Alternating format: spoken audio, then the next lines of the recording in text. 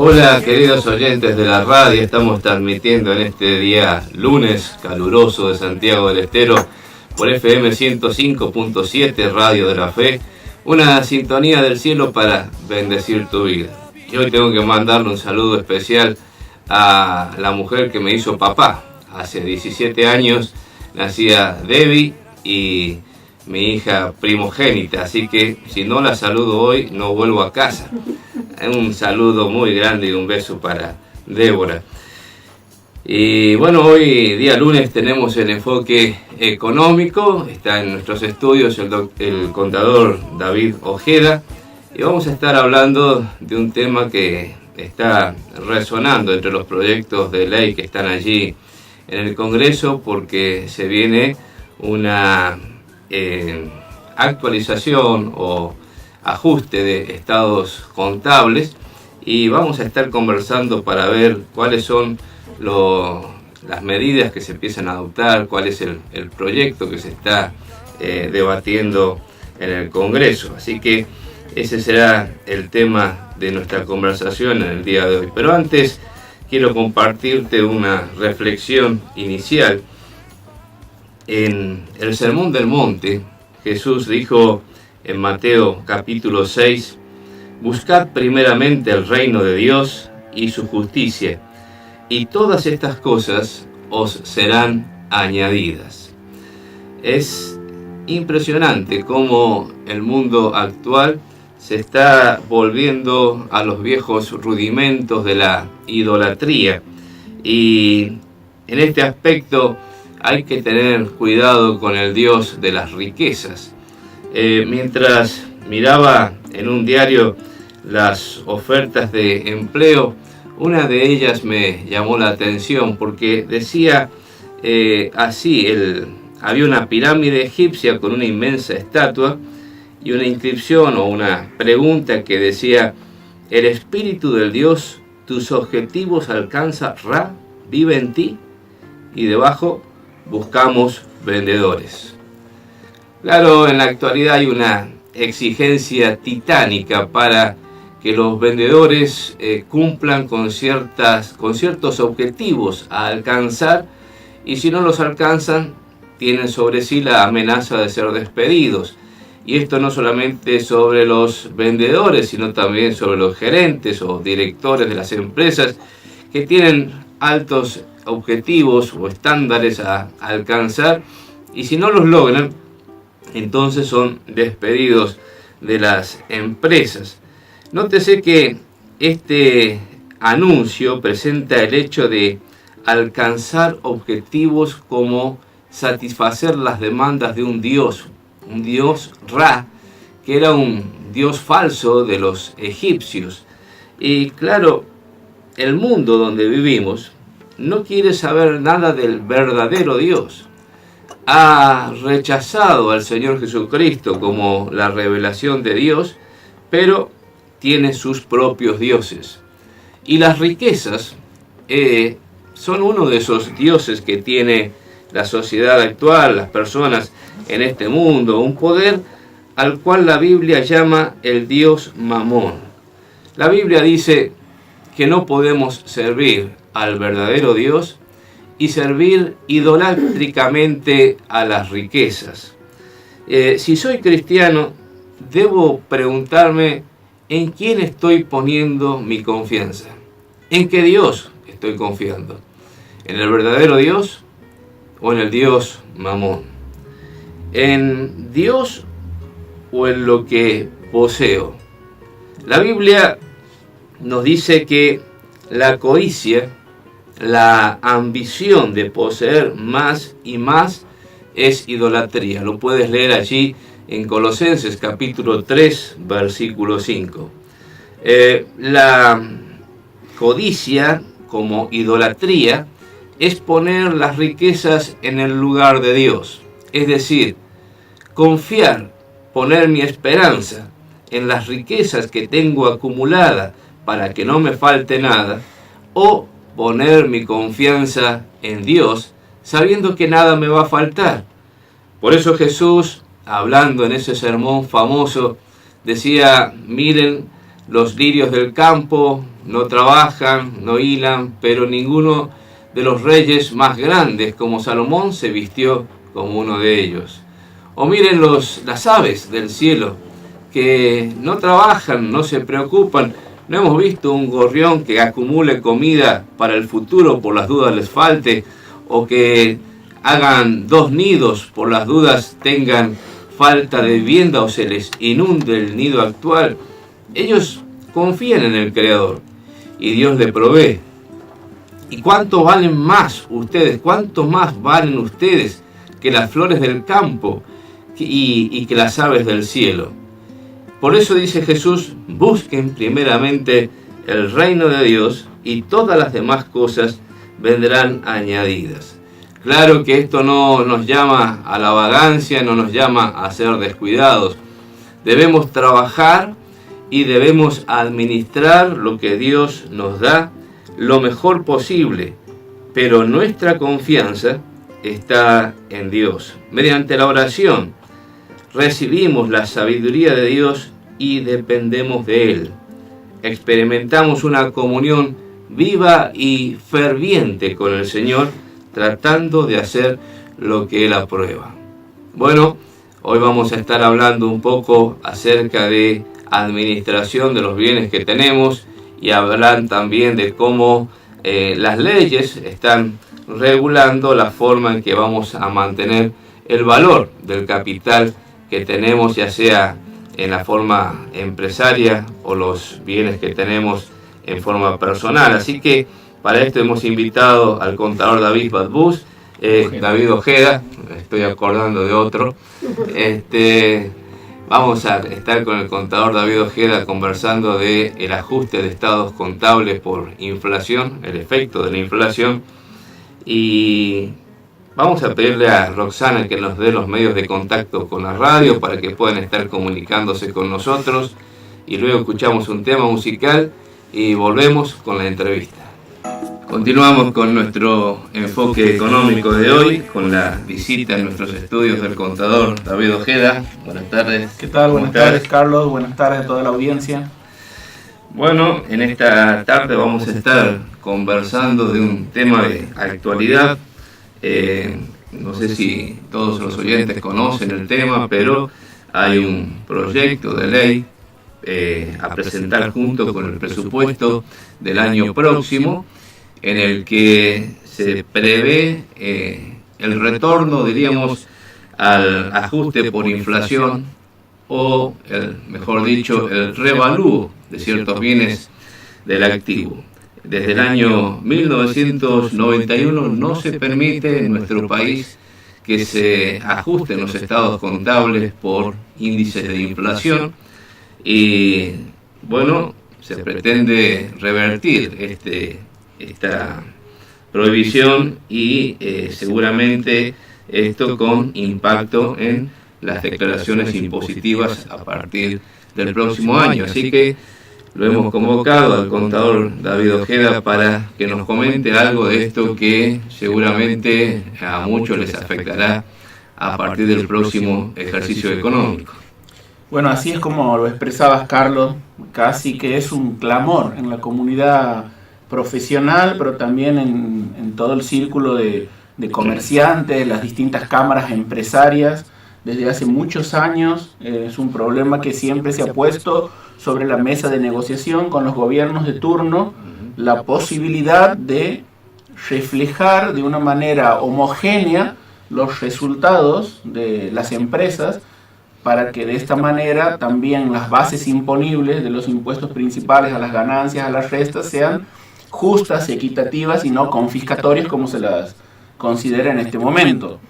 Bueno, la discusión ha venido en un increscendo desde el año anterior y nosotros sabemos que la resolución técnica número 39 de la Federación Argentina de Consejos Profesionales de Ciencias Económicas se ha plegado a lo que dicen las NIF, las normas internacionales de contabilidad, estableciendo que siempre y cuando en los 36 meses previos a los estados contables, a la fecha de corte de los estados contables, se genere una inflación superior al 100%, entonces técnicamente, y quiero subrayar eso, técnicamente correspondería reflejar el efecto de la inflación en los estados contables. Bueno, también nosotros tenemos que saber que en abril del año 2016, ya estando en vigencia la resolución 39, se logró cumplir ese 100% y muchos profesionales el año pasado, en abril, se aprestaron ya a presentar estados contables ajustados por inflación, pero también debemos recordar que el decreto 664/2003 sigue en vigencia, en el cual se prohíbe el ajuste por inflación y presentar esta clase de estados contables a los organismos de contralor, como por ejemplo la AFIP. ¿Cuál es el problema aquí? Hoy lo vamos a tomar como una introducción nada más, una conversación, algo coloquial. El próximo lunes va a venir un especialista del Consejo de Ciencias Económicas a conversar sobre lo mismo. Pero el tema fundamental pasa por el hecho de que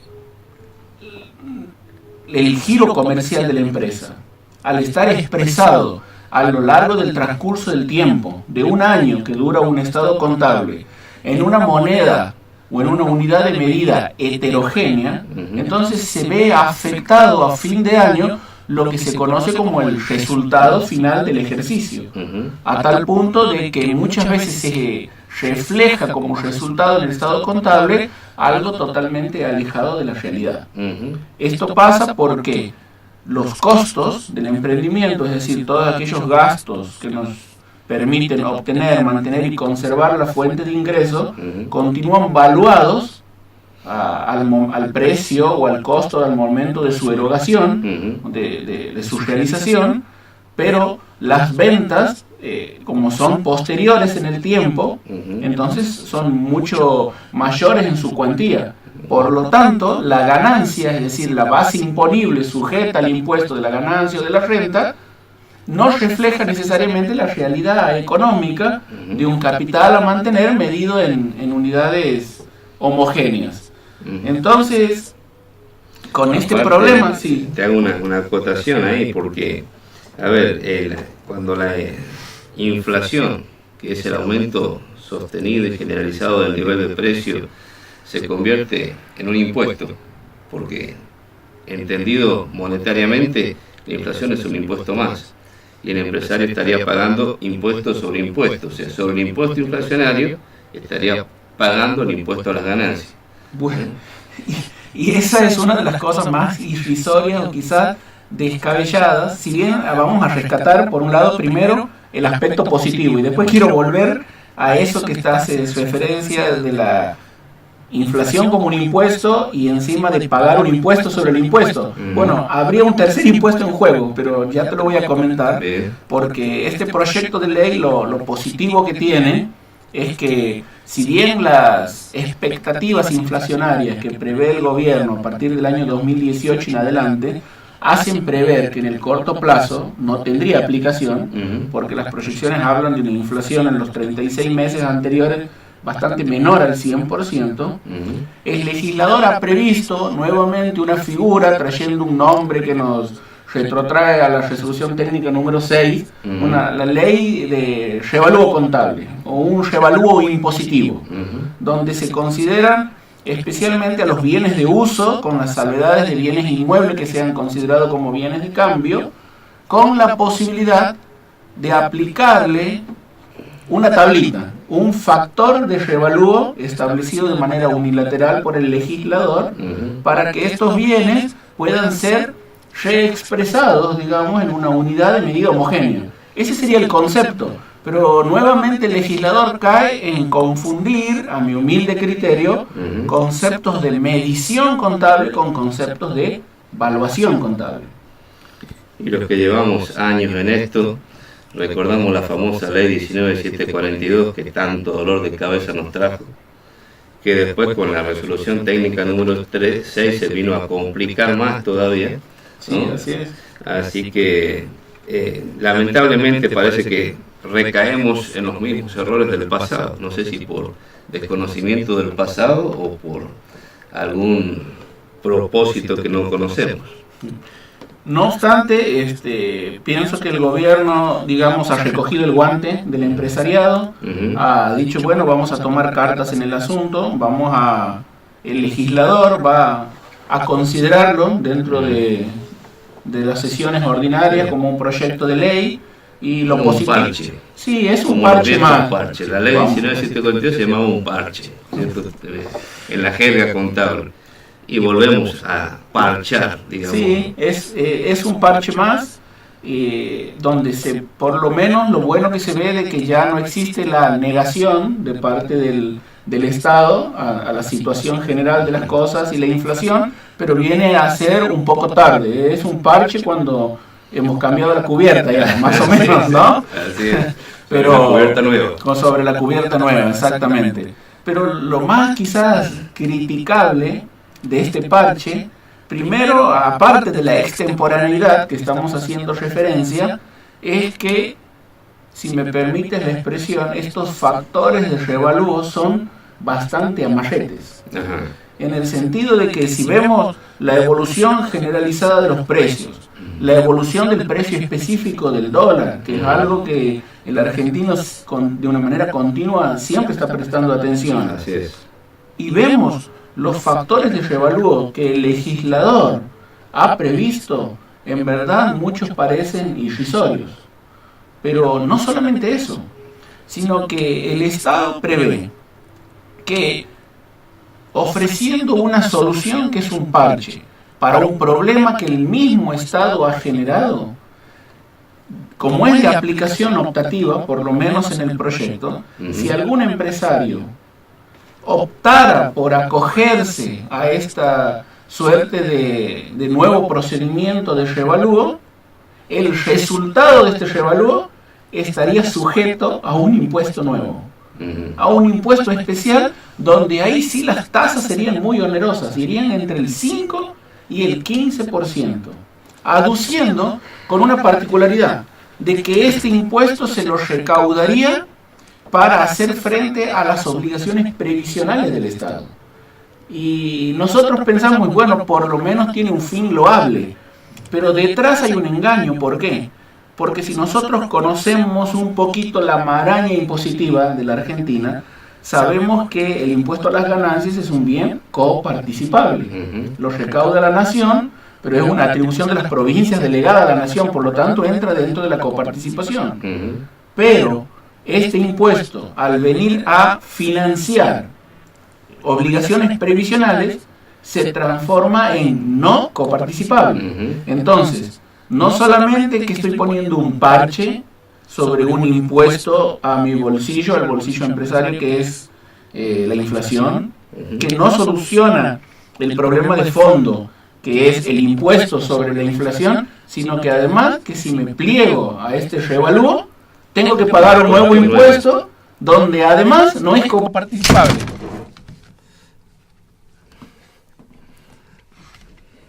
Hemos tenido un pequeño accidente, pero seguimos al aire. Sigue. Muy bien, entonces podríamos decir que los contadores están estudiando este nuevo proyecto de ley y de alguna manera se están aprestando a ajustar estos balances por inflación, a pesar de que todavía podríamos decir que el proyecto de ley está en cartera y está bajo estudio.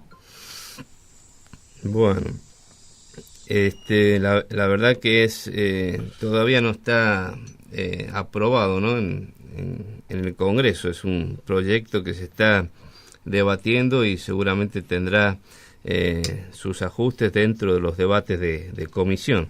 Así que esperemos que algunas de estas cosas que estamos criticando sean mejoradas.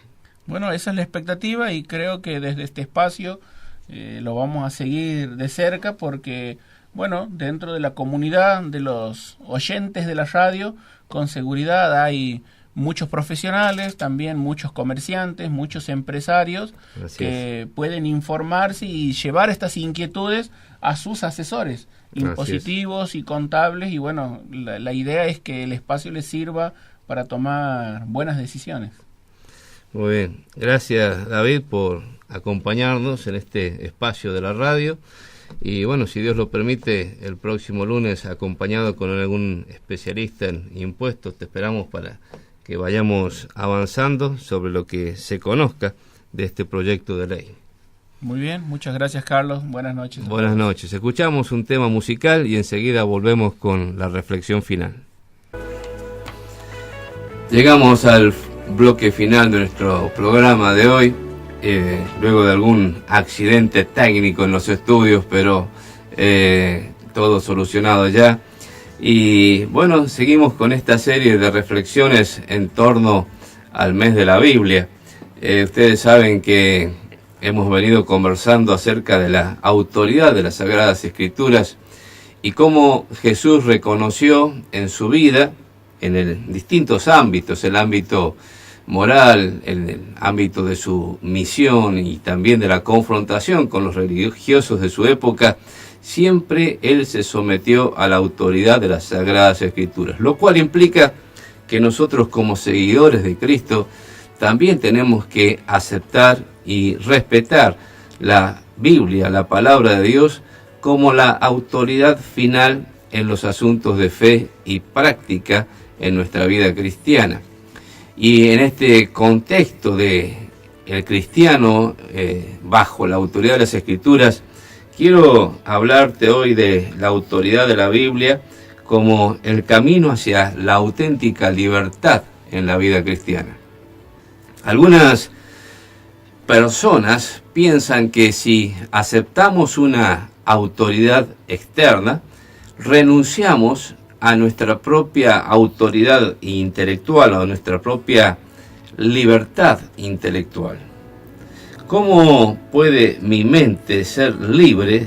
Se preguntan, si alguna autoridad, sea la iglesia o cualquier otra, me dice qué es lo que tengo que creer. Mi respuesta cuando se hacen estos planteos es que solo hay una autoridad bajo la cual la mente es libre. Y esa es la autoridad de la verdad. Jesús dijo, conoceréis la verdad y la verdad os hará libres. El gran dilema de la humanidad ha sido plantearse esta pregunta que una vez le hizo Pilatos a Jesús. ¿Qué cosa es la verdad? Y Jesús guardó silencio frente a esta pregunta porque la verdad no es una cosa. La verdad es una persona. Jesús dijo, yo soy la verdad. Yo soy el camino, la verdad y la vida. Nadie viene al Padre si no es por mí. Así que nadie puede arrogarse la posesión de la verdad como si fuera esto una cosa que podemos obtener por nuestra propia sabiduría, inteligencia, intuición o razonamiento. La verdad se obtiene por una correcta relación con el Señor Jesucristo. En verdad, no somos nosotros los dueños de la verdad. Jesucristo, la verdad, nos posee a nosotros cuando le entregamos la vida. No somos dueños de la verdad. Estamos en la verdad cuando estamos posicionalmente en Cristo. La libertad intelectual es diferente de lo que llamaríamos el libre pensamiento. Desde la época del iluminismo hay muchos que pretenden convertirse en libre pensadores. Ejercer libre pensamiento es tener la libertad para creer o pensar cualquier cosa que se nos ocurra, lo que queramos pensar. La libertad intelectual, en cambio, es la libertad de creer únicamente la verdad. No creer en nada no es libertad, es esclavitud a la falta de sentido. Creer una mentira tampoco es libertad, es servidumbre a la falsedad. Creer en la verdad es la única sumisión que ofrece libertad. Esto vale tanto para la verdad científica como para la verdad bíblica. Permitime que te lo explique un poquito, porque, mira, hay muchos que no entienden esto. La verdad científica tiene sus postulados que el científico debe respetar. Muchos axiomas que no se pueden demostrar y son creídos justamente porque son axiomas o postulados fundamentales. En la matemática se dice que una línea es una sucesión infinita de puntos. Nadie puede demostrar que eso sea una verdad incontrovertible, pero se respeta y se somete el pensamiento a ese axioma matemático. En el área de la física, uno puede creer o no en la ley de la gravedad. Isaac Newton fue el que descubrió esa ley de la gravedad y la puso como una teoría en principio, y luego se aceptó como ley porque es incontrovertible. La Tierra ejerce un poder de gravedad que atrae hacia sí misma todos los objetos que están en el aire. Vos puedes o no creer esto, te puedes considerar un libre pensador en el mundo científico y decir: yo no creo en la ley de la gravedad, ningún problema.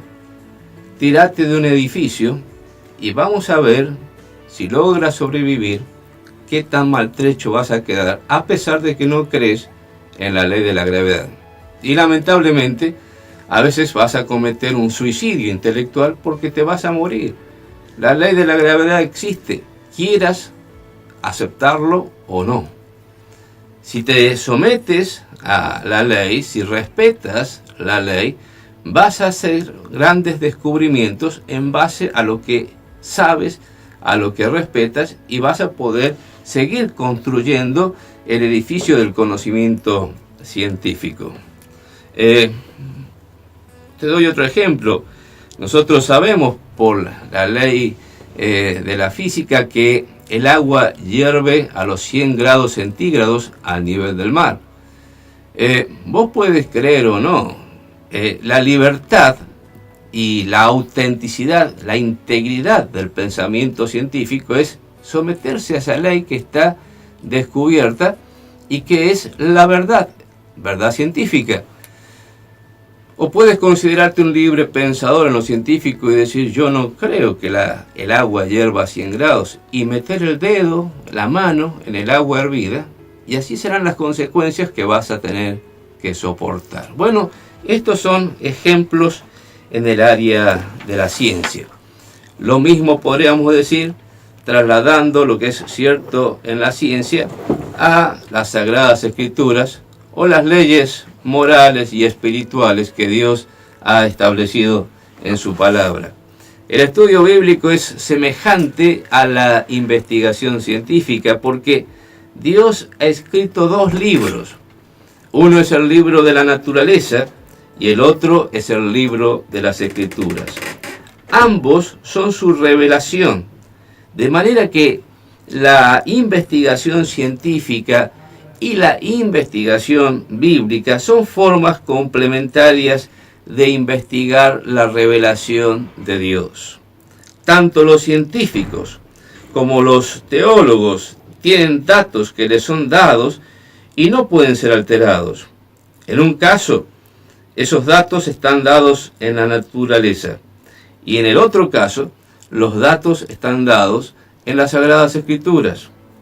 El trabajo del científico no es contradecir los datos de la naturaleza, sino observarlos, meditarlos, medirlos, evaluarlos, interpretarlos y sistematizarlos. Sucede lo mismo con el estudiante de la Biblia. Nuestra tarea no es contradecir la revelación de Dios, sino meditarla, interpretarla y sistematizarla. La función de la mente es similar en ambos casos. Solo cuando nos situemos humildemente bajo la autoridad de Dios en su palabra, será libre nuestra mente. La sumisión a la autoridad de la Biblia es el camino hacia la libertad intelectual auténtica. Qué bueno sería que comprendamos esto, porque es hablar concretamente de integridad intelectual. Lamentablemente, muchos todavía siguen pensando que puede haber una dicotomía entre pensamiento secular y pensamiento sagrado. También entre vida secular y vida sagrada. Y hay muchos que en lo sagrado, en lo religioso, dicen, bueno, aquí sí tenemos que sujetarnos a la Biblia. Pero en cuanto al pensamiento científico o a la vida secular, entonces no nos sujetamos a la Biblia, sino que nos guiamos según lo que nosotros pensamos, lo que nosotros razonamos, lo que nosotros queremos, argumentamos nuestras propias elecciones, y así nos va, y así está la sociedad. Hemos perdido la libertad y estamos esclavos de violencia, de muerte, de inmoralidad, de corrupción, porque no estamos sujetándonos a la autoridad de la Biblia como palabra de Dios. Te habla el pastor Carlos Aguilera. Te mando un fuerte abrazo, deseo que Dios te bendiga y si Dios lo permite, mañana seguiremos reflexionando en el enfoque bíblico cristiano acerca de la autoridad de la palabra de Dios. Nos encontramos mañana, 20 horas, en FM 105.7 Radio de la Fe.